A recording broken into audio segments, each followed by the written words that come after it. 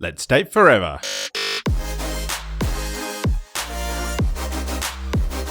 Here's your weekly dose of relationship fuel with Sammy and Nathan Yeager. Hello and welcome to Date Forever. In this week's episode, we're chatting about the 3 Ps to thriving through fertility challenges: permanency, pervasiveness, and personal. Positively influencing your health through your thoughts and what you're exposing your body to. And building habits which fuel up your relationship with yourself and give you energy. But before we dive into that, Sammy, what's been fueling you up this week? Well, a couple things. The first one that comes to mind was that we did our monthly check-in over the weekend. Yeah, we did. So every year we do our annual game plan where we take 1 or 2 days to make the plan for the next 365 days. And then once a month, we check in on that plan and how it's going. It's just a quick little check-in, like what's working, what's not, are we on track for the goals that we're working on? And then we do a bigger sort of check-in at the change of season. So over the weekend we did that little check-in, and we did it outside of the house, laying in the sunshine by the beach, and that was really, really nourishing. And we're coming towards the end of the year, so it was like nice to see how much progress we've made and what like things we're doing a last little sprint on. That fueled me up. And the other thing that really fueled me up was committing to doing my second triathlon. Yeah. So I did my very first one last year, and it took me, it was a big deal for me because I had to overcome an injury to be able to do it. And it was on my bucket list. It was like a big thing that I really wanted to achieve. So I feel really excited to have made the commitment to do a second one. And I've started training a bit more intentionally, and that's feeling really good too. So that's fueling me up. What about you, Nath?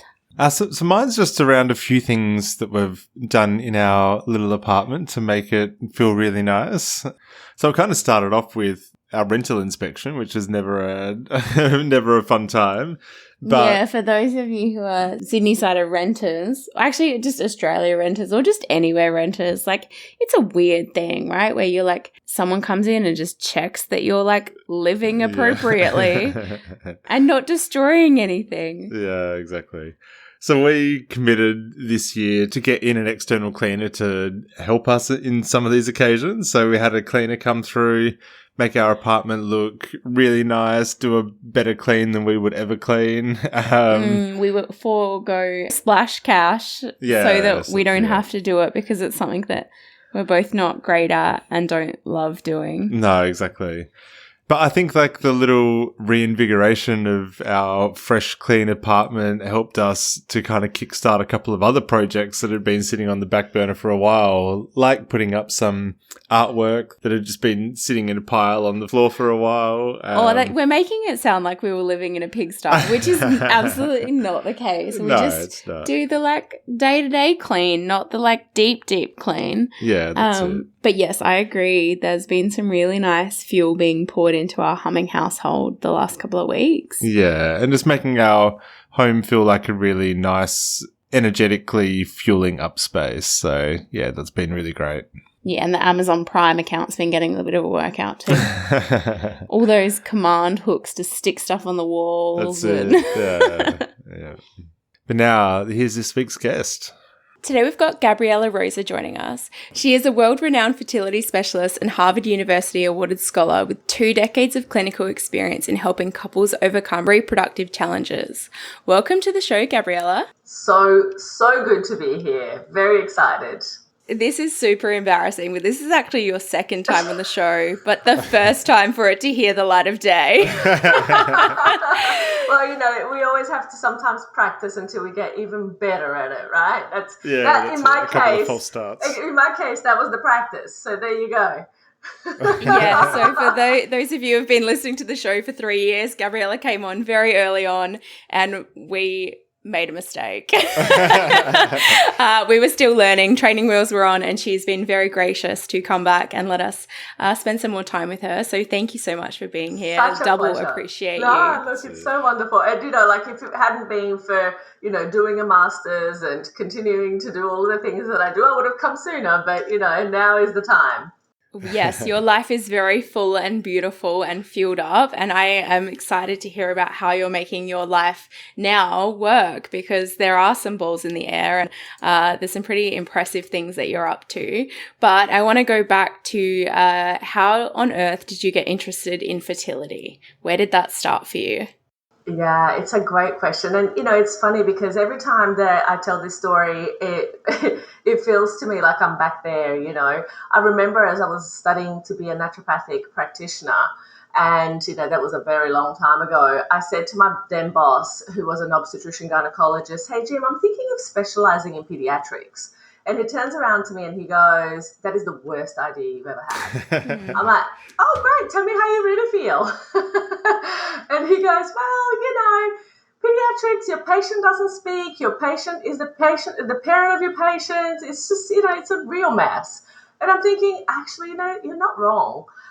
And so I then decided to kind of go back to the drawing board. And one day I was doing clinic hours and going up to my designated, shift, so to speak, and came across this little poster that said something about fertility. And I'm like, that's it. Fertility feels right. And for me, the reason that it felt right is because I've always been very passionate about babies and families and, relationships in general, the relationships that we build that really sustain our lives, that really make our lives joyful and thriving. So fertility was a kind of, like a vehicle that I found for that. Although in saying it, I found so many more things that go wrong in relationships when couples are struggling, because obviously that's my goal now, is to help couples overcome infertility and miscarriage even when other treatments have failed. So you can imagine that in that realm, there are so many different ups and downs and so many dynamics that couples have to navigate. But, that beginning was very much focused on how can we make the world a better place, one healthier family at a time. And I always had known that, if we are to do that, if we are to make it a healthier family, that it begins with each individual. That was a really important part of the process. And it's always been my passion. How do we make that work? And this was before you had your own little kitties too, wasn't it? Absolutely. This was I didn't have grey hair, let's put it that way. Although I did have grey hair very early on, like I was 19 or something, I started having grey hair, so imagine. But no, this was around, I was 18. It was coincidentally around the same time where I was diagnosed with polycystic ovarian syndrome, and that is the number one cause of reproductive challenges for women of the reproductive age. And at the time, it was really interesting because I didn't yet quite know exactly what my next 20 years were going to be like, but I did know that it involved helping people transform, in some way, shape or form. And that diagnosis was given to me in a really wow, even as I look back now, I kind of go, gosh, there are better ways of doctors giving diagnoses. This guy literally over the phone tells me you have polycystic ovarian disease and you're probably never going to have children. I'm like, oh, heaps of bedside manner. I literally was like, oh, am I going to die? Literally, that was my next, kind of question to him. I go, no, you're not going to die, but it's just, you're probably going to be infertile. And I didn't at the time link the two, that I actually started to do this work because maybe it could be a way to help myself. And even to this day, I don't think that really is the reason why I did it. But it just so happened that when it was time for me to do something because I wanted to have children, I actually had all the tools and skills. And that was almost 10 years after, a diagnosis. So they weren't exactly intrinsically linked, but it was that kind of extrinsic, aspect of, oh, okay, so happens that I have these skills now. Yeah. And you got to test out your own work on yourself. Well, precisely. I actually was one of my own patients. Absolutely. So, it paid off, let's put it that way. It certainly helped along the way for sure.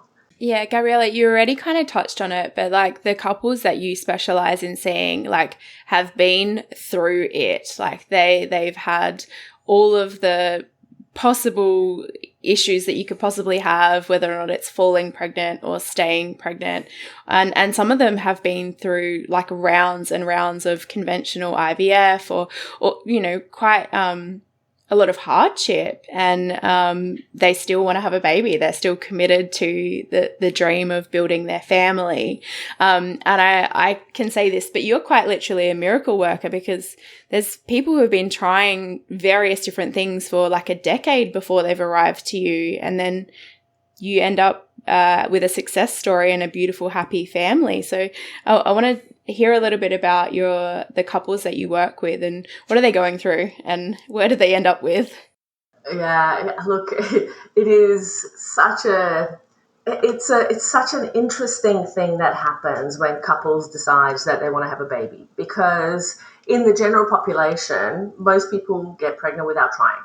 And that is really how it goes. It's like, you know, they literally have decided today that they're going to get off the pill, and they get pregnant the next cycle, or they don't even like my mom. Haven't even tried. She was on the pill. She was on the pill, and she had me. You know, so it's like that most couples in the general population will get pregnant without trying. And, you know, to compound that, we all have been through sex ed at school, right? Don't have sex, you will get pregnant. And so we grow up with this almost kind of trauma of the word pregnancy, you know, and we are also told alongside that, if you get pregnant, it will ruin your life. Right? It's like, as a teenager, how many times did I hear, I don't know about you, Sammy, but certainly for me, it was the ongoing conversation, like, if you get pregnant, it's ruining your life. And I'm like, oh my God, I don't want to get pregnant. So that's even why, you know, when and my mum was 21 when she had me, so I think that it was like double messaging. Same, exactly the same here. My mum was as well. And they had been married for 3 years, but she was on the pill, so she didn't want to get pregnant, right? So imagine, it's like, it's a whole thing. But she decided to keep me, which was really the best thing she's ever, you know, made. So clearly, we all know that now. No, but all jokes aside, you know, like, that is something that when couples struggle to get pregnant, it's a huge shock to them and to almost everyone around them, because that's not what's supposed to happen, right? Yet 1 in 6 couples is infertile or experiences some kind of reproductive difficulty, miscarriage and, you know, complications, etc. So, you know, the main key aspect that goes on is that, you know, without that ability of figuring out, okay, when things go wrong, what is it that I need to do? And with the structure in which, you know, the health care system is structured, they're literally given one option, which is go to your GP and have the conversation. Hey, I've been trying for a few months and I'm still not pregnant. Oh, here's a referral to go to the IVF doctor. You get to the IVF doctor, they do kind of like the preliminary labs that you need to do IVF. Don't find that you don't have testicles, or that you don't, you know, that you have fallopian tubes, but, you know, that you're ovulating and, you know, everything is kind of normal. And they go, well, you know, everything is normal. Your next, you know, thing is IVF. And it's like, but hang on a second. Is there anything I can do to improve these chances? Oh, no. Just go and do IVF. And then, of course, IVF fails, as it does for the majority of couples, because it really only has about a 30% pregnancy. It even says that in the brochure. Precisely, exactly. It's a 30% chance of getting pregnant in any given cycle, which means that, and there was a study that was published in Human Reproduction, one of the big international journals, that showed that in order to have a close to 80% live birth rate through IVF, you needed on average, so imagine, this was 178,000 cycles, and the average was 8.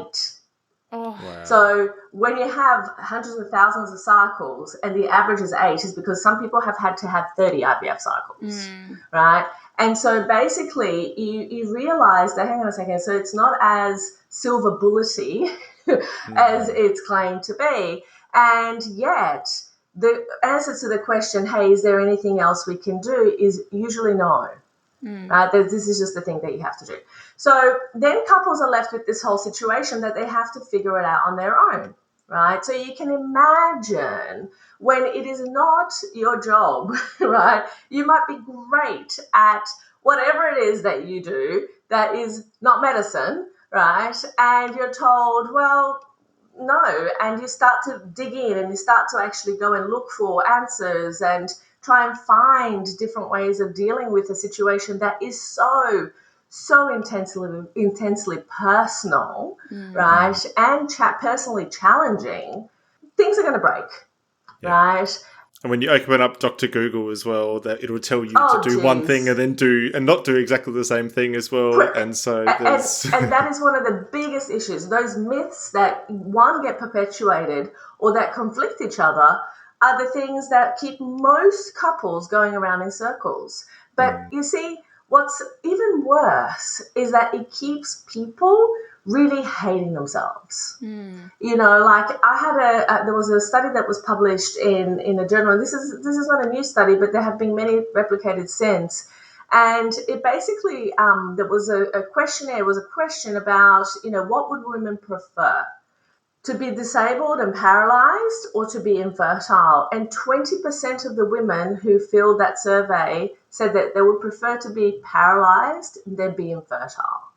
So you can imagine the absolute deep impact, because at the same time that we are told that if you get pregnant, it's going to ruin your life when early on, we are told that that is our function. As women, we are there to be mothers and raise children, right? The ultimate life fulfillment. Is having a baby. And so imagine when you get to the point where it's finally not going to, quote unquote, destroy your life, and you can't actually get pregnant and give your husband a child or, you know, have the family that you envisioned. It's tough. It's a big, tough pill to swallow for many, many women and many couples. And so, you know, from there, you can imagine there are lots of things that ensue. Yeah, you said 1 in 6 couples. So I know that Nathan and I have definitely sat at a dinner party with 6 couples that are in a relationship, and that's probably in their future for most of them. So that means one of them is either in it or going to go through it.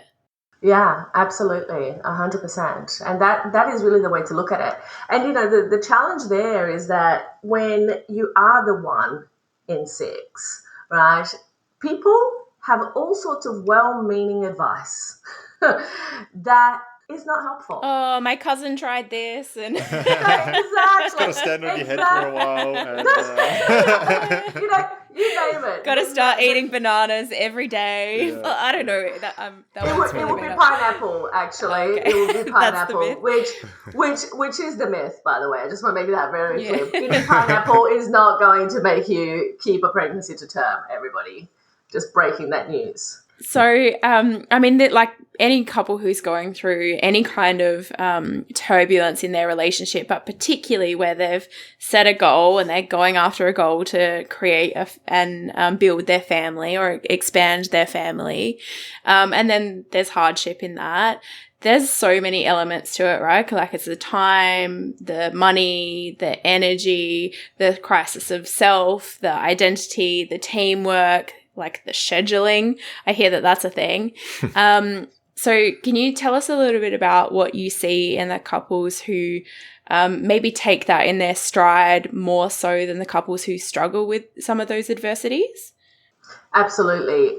I think that, you know, that permanency, pervasiveness, and, you know, something being very, very personal are the 3 Ps that, you know, people who do better in a challenge of trying to get pregnant and keeping a pregnancy to term are going to essentially, you know, thrive as opposed to barely survive or really just kind of demise on the journey to parenthood, right? So basically, what does that mean? Well, if they think that the problem is permanent and it's never going to get better, guess what? That's going to get you very, very focused on everything in your life that's not working. Right. And it's going to be forever. And I think that's probably some of the challenges with the way that people get diagnosed with something like PCOS as well. It's like, oh, you will have troubles getting pregnant, as opposed to, oh, you might, or these are some of the things that you could be doing differently. Yeah. That's right. That's right. But that comes to the next P, which is pervasiveness, right? Which basically is about you allowing it or not to literally take over every aspect of your life, right? So my mindset when I was told you have polycystic disease and you're never going to have a baby, I was like, well, okay, I will do other things with my life, right? So in that moment, already, immediately I made a decision that was not going to define me, right? And that then comes back to the personal. Because I had good self-image, that I wasn't broken because of it, it basically enabled me to, again, have a completely different vision, a completely different model of the world as a result. So, those 3 Ps are a foundation of being able to go through the situation in a better way than some couples that don't. Because the couples who really stay very, very focused on, this will ruin me, this is the end of my life, this is and that self-talk perpetuates what you're experiencing. And in psychoneuroimmunology now, which, is essentially how your thoughts affect the biochemistry of your body, there is a lot of evidence that what you think is going to literally immediately, it's like our body is a pharmacy. It's going to immediately produce the chemicals and activate the hormones, upregulate and downregulate genes to activate hormones that will create the outcome that you are thinking about, right? Within your body. And so all of those pieces combined are so important to be able to go, okay, what do I actually want my future to look like? What do I actually want to believe about what's possible and how it may be possible that I may not know right now, right? But that perhaps I can actually influence. Believing that you can actually influence the situation, and I'm here to tell, anyone who will listen that absolutely you can. There is not one situation when it comes to fertility challenges that you cannot positively influence. But what happens often is that because there is no such, we're exposed to lots of things in our day-to-day, right? We're exposed to from what we eat, to what we breathe, to what we put on our skin. Those are all exposures. And when it comes to reproductive function and health, there is no such thing as a neutral exposure, because anything that's neutral is not helping you achieve your outcome, or it's worsening the chances of you achieving your outcome. Therefore, neutral goes into the camp of positive or negative. Right? So whatever exposure it is that we think that we have, for example, and I'll give you a great example, right? We're all told that we need to drink lots of water, that our body needs to be hydrated, right? We all know that. So drinking water is an exposure. Is it a positive exposure or is it a negative exposure? Well, in principle, it's a positive exposure. But let me ask you a question. Is the water that you drink filtered? And or is it in a water bottle that is made out of plastic? Because those two things, which are exposures, immediately put drinking water into a negative rather than a positive exposure in that particular circumstance. Why? Because there's about 900 chemicals in unfiltered water that will impact your body's biochemistry. From Prozac to the oral contraceptive pill, which is hormonal, imbalancing, to you name it. If you drink unfiltered water, you are going to be drinking those chemicals, and they will have an effect on your body. And we also know that plastic and plastic bottles and plastic containers and all of those things, they might not contain BPA, bisphenol A, but bisphenols come in A, B, C, D, E, F, G, you name it, the entire alphabet, which will still have that endocrine dysfunction impact on the body. Right? So all of a sudden, can you see there's layers of these things? Lots and of it's nuance. Not to say, lots of nuance. It is grey. It is grey. But the reality of it is that if you are not educating yourself and you're not understanding those pieces, then of course it's going to impact every aspect of your life. And I know that we're kind of getting a little bit far away from, relationships, but actually we're not. And I'll tell you why. Because every time that we do the things that are not going to be in integrity with having the very best version of ourselves in our system, right, we are, again, promoting an exposure that is not necessarily going to be good for what it is that we're wanting to create, which is the best version of ourselves. And if we are not the best version of ourselves in a relationship, guess what? Is that relationship going to be the very best version of itself? Right? So all of these things, it's almost like little domino effects that we need to take and pay attention to, not in a, kind of absolutely psychotic kind of way that's just totally OCD, but it's like looking at it and going, okay, if there was a way for me to influence in, an even better outcome within myself and within what's going on, what would that way be?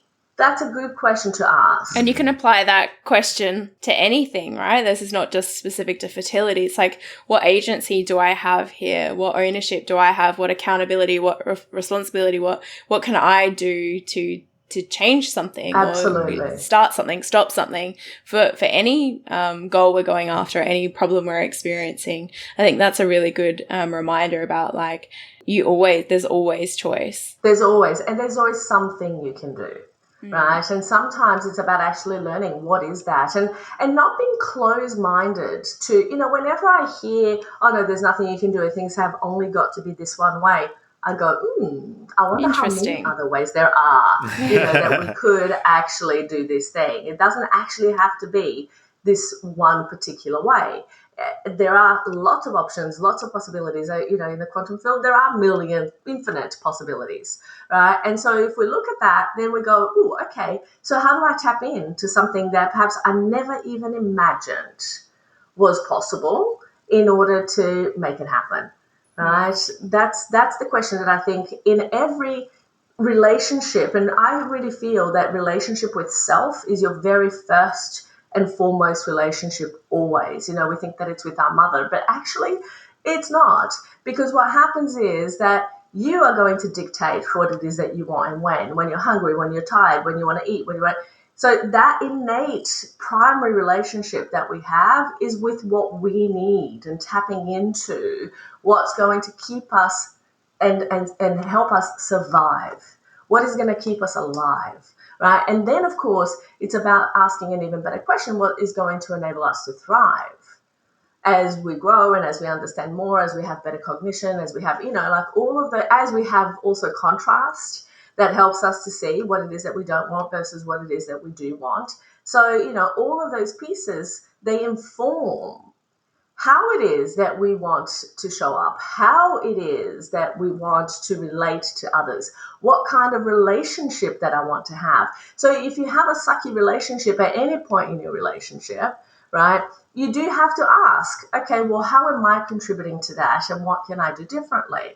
But at the same time, we also need to be aware that it's not our responsibility to make the other person come along with us. Right? That no matter how much you might want to be in a relationship with a person, they also need to want to be in a relationship with you. And if the ways in which you actually are wanting to be in relationship are completely different and you can't find some way of making that work, well, then that needs to be a question asked about that as well, right?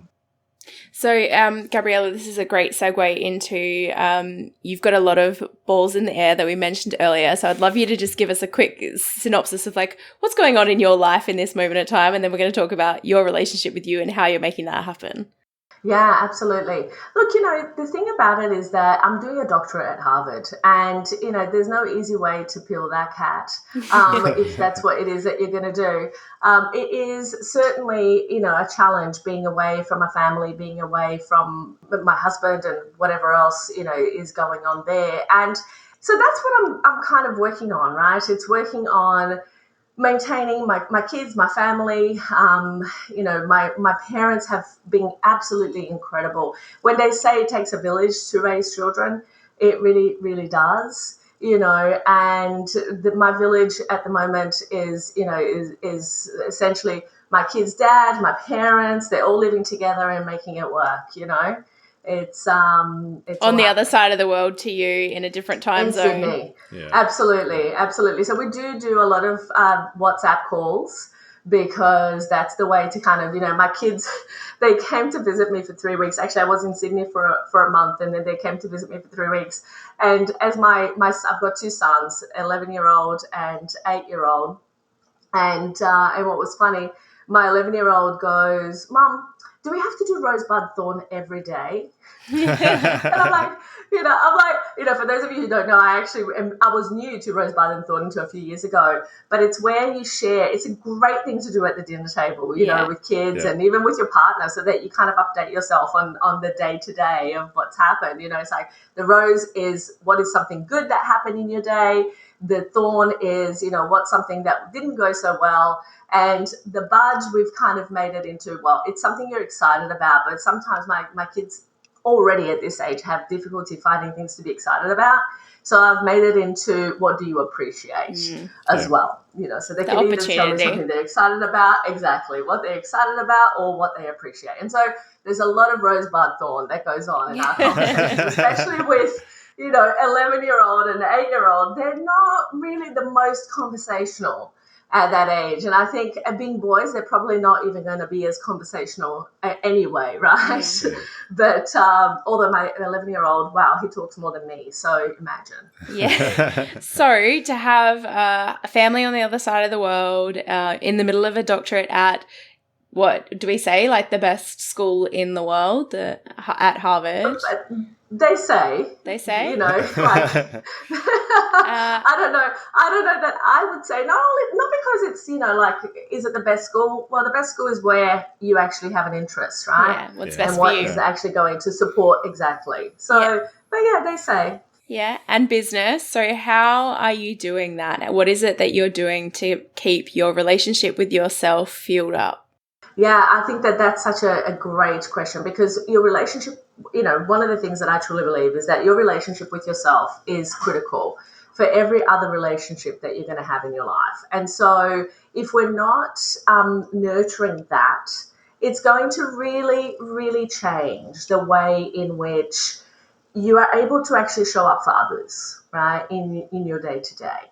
And so, it's really about figuring out how do I show up as the best version of myself. And I know that for me personally, one thing that I have to do so that I can actually function in my world is meditate. Mm. Like, there is absolutely no chance that I am going to get up and go out into the world these days without actually stopping and going, right, where do I need to arrive to within myself to be able to show up as the best version of myself, right? And I think also people grow and develop in different ways, and in relationships too. So what ends up happening is that you evolve in different capabilities, right? And so what happens is that you need to be really coming back to yourself to figure out, okay, what is this? What does this mean? How does this mean in terms of how I interact with others around me?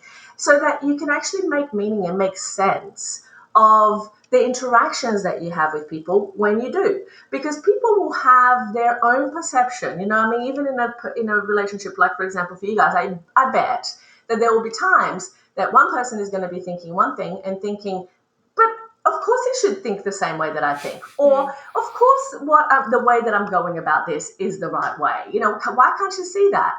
And that happens in the best relationships, right? That happens in all relationships. And so the more emotional intelligence we are able to develop, to be able to really understand not only what it is that we need, but that first and foremost, so that we can then view a situation from another person's point of view, the best relationship, or the better the relationship that we are actually going to be able to create, right? Because we know the 6 human needs, right? Tony Robbins made them very, very, very kind of like well known around the world. It's significance. It's, basically it's that certainty, uncertainty, significance, love, growth, and connection. Growth and contribution. Yeah. So basically what happens with that is that if we are not looking at it from a situation of, in relationships, we pretty much, the first 4, we will, no matter what happens, we will have those, or the relationship will be literally a little fuck and just get out, right? Because ultimately, there's no way to sustain a long-term relationship without those 4 things in balance, okay? So then When a relationship has those four things, we start to want more. In the same way that personally we start to want more. Think about it. We get to a level of education, of understanding, of whatever, and then we go, okay, well, I'm quite comfortable here. What is the next level? What does that look like? Yep. You know, perhaps a doctorate at Harvard, which is, you know, like it's part of that evolution. And like I was saying before, people will evolve in different ways. So it's important to understand that that progression is going to happen in relationships, and that it's if we have that framework to be able to look at it, then we can start to foresee where might I need to put more attention, put less attention, do more, do less. You know, those pieces are going to be extremely crucial. So what does your meditation practice look like? Good question. I've done all sorts of different meditations. So basically from when I was about 2007, I would say 2007, I learned Vedic meditation, which is basically 20 minutes morning and afternoon, and it's with a mantra, right? So I've always meditated that way. And then I basically just, you know, for a few years I did that. Then I kind of stopped. Then I decided to go back. So now it's evolved quite a bit. Like I used to do just, you know, the 20 minutes, just get in there and just get energized, get clear. But now I've been doing a lot of the Joe Dispenza, you are the placebo meditation, which is, you know, a set guided meditation that has 3 parts. But I'm pretty committed to doing that. Like I pretty much sit down, you know, and make sure that that happens on a daily basis. So it's kind of like, usually it's morning. So I'll get up and the first thing that I'll do will be that. I mean, this morning it didn't happen this way because our interview was pretty early. And that would have meant a 4:30 start for me. And I'm like, you know what, I'll just do it after today. But typically, you know, it will happen like that. It will be something that will happen pretty early on. Yeah, that's great. So what are some of the other habits and practices that you to fuel your tank? Yeah, I think that, you know, again, the basic things that are going to make such a huge difference are anything that is going to actually increase and optimize your energy, right? Because if your energy is optimal, guess what? You're going to be more patient. You're going to be more resilient. You're going to be better able to discern of, you know, where and what is the time that you want to be determined and driven, and or the time that you just want to kind of sit back and, you know, kind of see what's going to happen, right? So managing one's energy, and by that I don't mean the energy that you get from drinking coffee or soft drinks or, you know, whatever. I really mean that kind of intrinsic energy of going, okay, how do I sustain a level of desire around something that makes me go, right, yes, I can move. Right, I can move towards something, because otherwise we're really just running away from things in our lives that are not pleasant, that we don't like, that we don't want. And as a result, we continue to create more of those things, right? So ultimately, it's really about figuring out, right, how do I manage my energy in such a way that it's going to fulfill me and sustain me, and it's going to make things actually be better in my life and better in the relationships that I have and the ways in which I actually connect with others. And that really is kind of my practice. On a daily basis, I'm really focused on, right, what is it? What is the best thing? And I ask myself questions, lots of questions, actually. Questions usually are the things that drive me. And the questions that I ask are toward the things that I want to create, towards the things that I want to achieve. All right. So Gabriela, we are meditating every day. We are doing activities that optimize our energy. What else are you doing to take care of you? Good. I think that the next thing, and when we talk about energy, there are so many pieces that go into that. You know, like most people, they will live their life focused and revolving around doing everything that they can do in their day to day and leaving sleep to what fits in to that, you know, kind of portion of the day. I actually advocate for the exact opposite, right? And to the point that, like, I make sure that I go to sleep pretty early, and have always done so, because I'm a firm believer that if you've had a good night's sleep, you are definitely going to have everything's going to be better, right? You're going to see the world better. You're going to have a rested body. You're going to have more energy. And again, it's not that kind of like fleeting energy. It's that it's the mental ability of resilience. It is built. Resilience is built on that innate energy, right? Because if you get too stretched and overstretched, as we often do get, if we don't pause and rest and really kind of go, right, what is it that I need right now that is going to fuel me? We break, right? It's over a sustained long term of challenges, it gets pretty easy to get rattled when things aren't going well, and especially when they haven't gone well for a long time, right? Yeah. And so really what is important here is actually to figure out, okay, what is it that I need to make sure that I do that is going to keep that momentum within myself toward what it is that I want to create, whether it's a better connection with my partner or something else that I want to do out in the world. But, it's about having that's going to really support you. So sleep is my number one, right? And I find that most adults do not get enough sleep consistently. We are some of those most adults. Right? So and it's that consistency that's the horrible. Yeah, that's the bad thing. Yeah. And that's the thing, because that costs you in the long term. Like your nerves will be frazzled at some point, right? And I'm not saying you, I'm just saying in general, when people. You don't I can take I'll take that.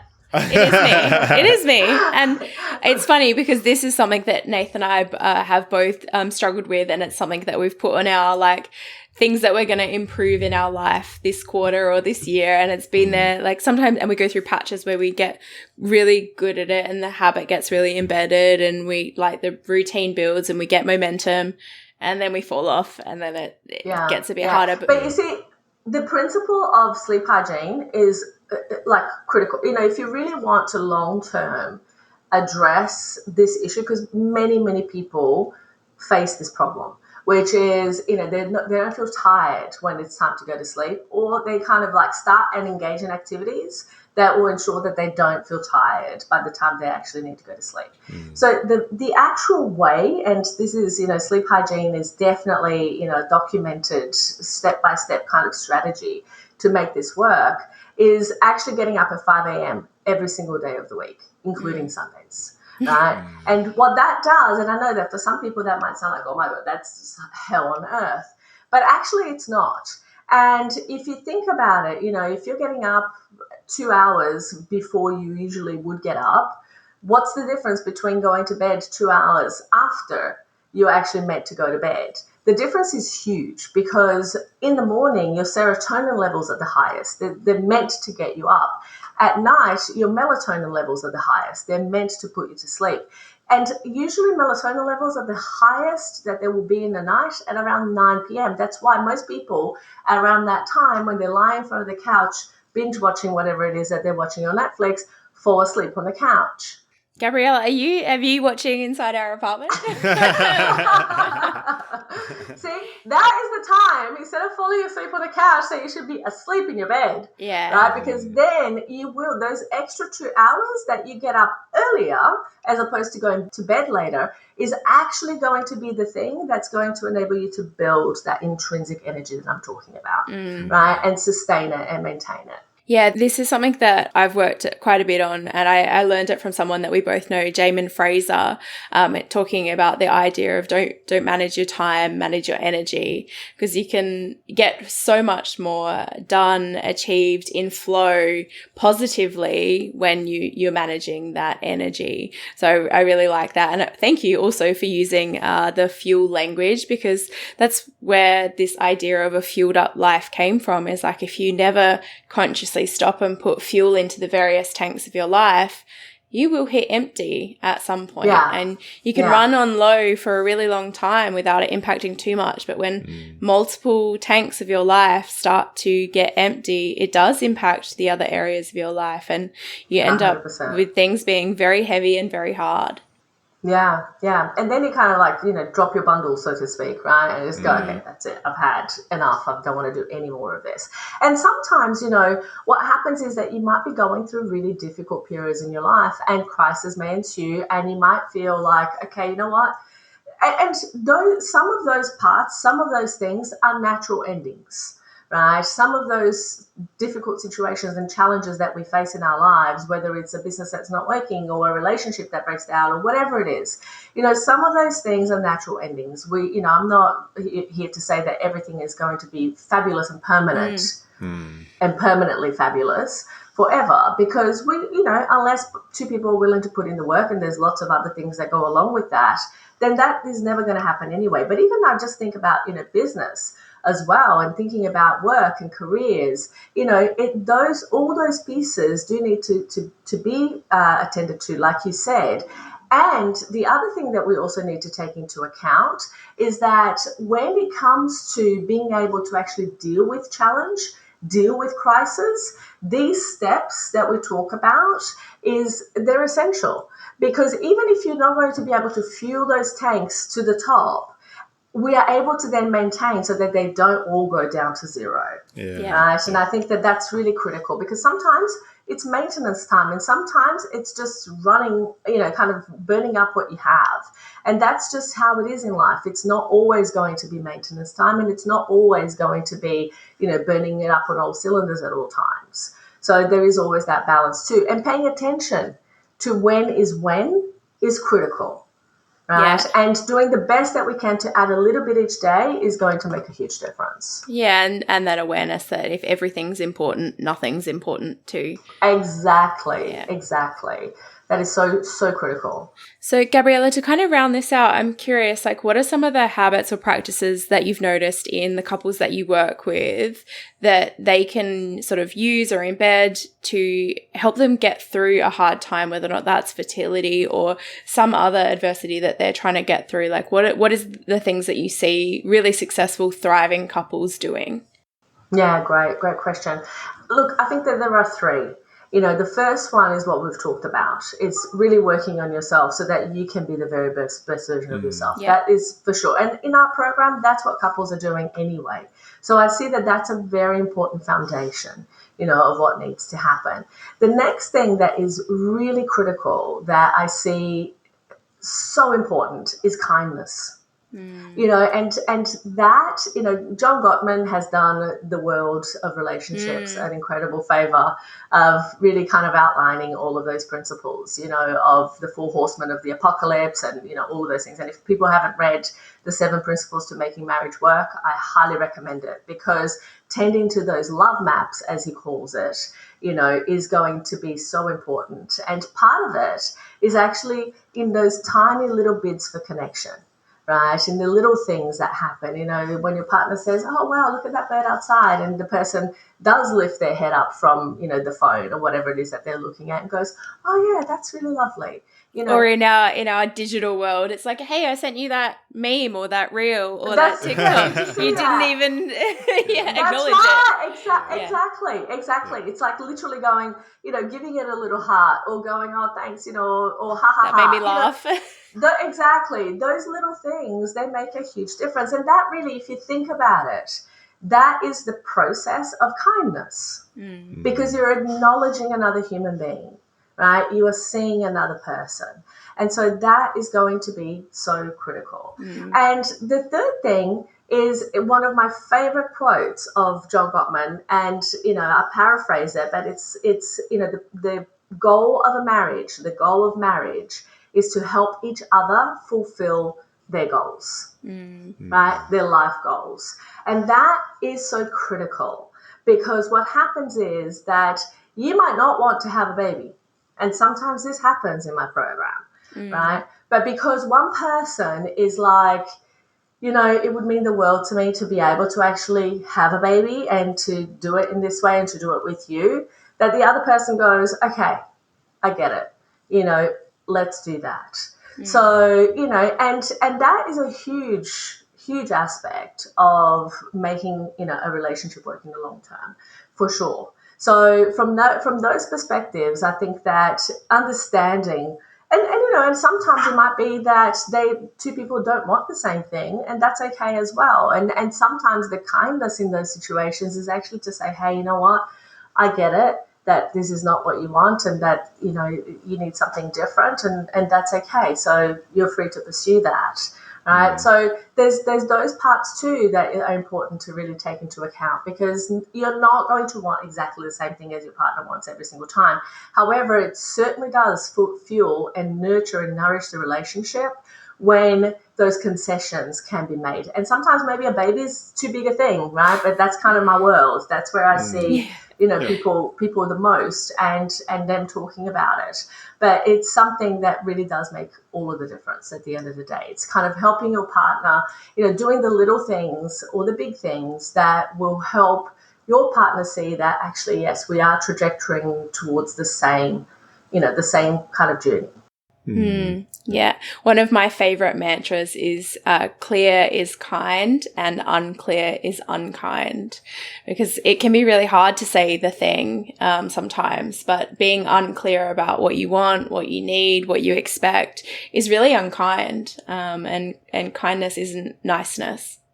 No, and that's such an important thing. That is such a distinction that I think some people really miss, and I love that actually. Clear is kind. Yeah. And sometimes, especially in those times where the conversations, that being clear means that two people are not on the same page about something is difficult, like you said, right? But it would be worse for not having that conversation and creating something that it just wouldn't work in the long term anyway. Right? So, yeah, I totally agree. Gabriela, thank you so much for being here. I have one last question. How many babies have been named after you? Oh, my God. You will never believe this, Sammy, but I don't think one. No! I do not. To this day, I know of a Gabrielle, but I don't think it was named after me. And none. Can you believe it? I think I need to put into my terms and conditions, for the patients who come into Middle my name program. must be Gabriela. If it's a girl, it must be Gabriela.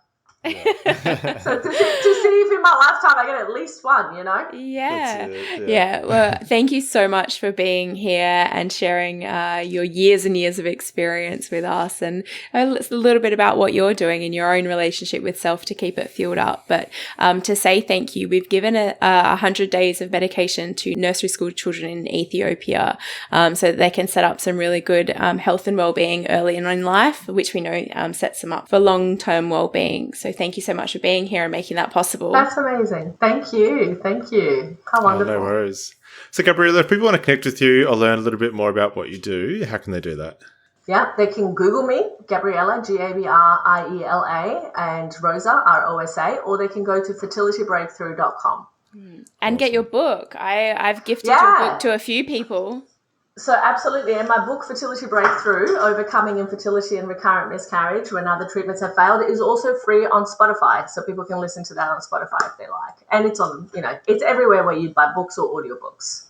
That's a beautiful gift to the world. So thank you so much. If fertility is in your future, if those conversations are in your future or you're in the thick of it, please reach out to Gabriela, because I've seen some of the testimonials and they're quite literally life-changing work. Yeah, amazing. Thank you. Thank you, guys. Thanks heaps for joining us. If you love what we're doing here and want more, subscribe to the Date Forever podcast to make sure you never miss an ep. Come and hang out with us and other awesome couples who are fueling up their relationships in the Thriving Couples Collective Facebook group, or check us out at fuelcollective.com.au. Until next time, keep on dating, because better relationships equal a better world.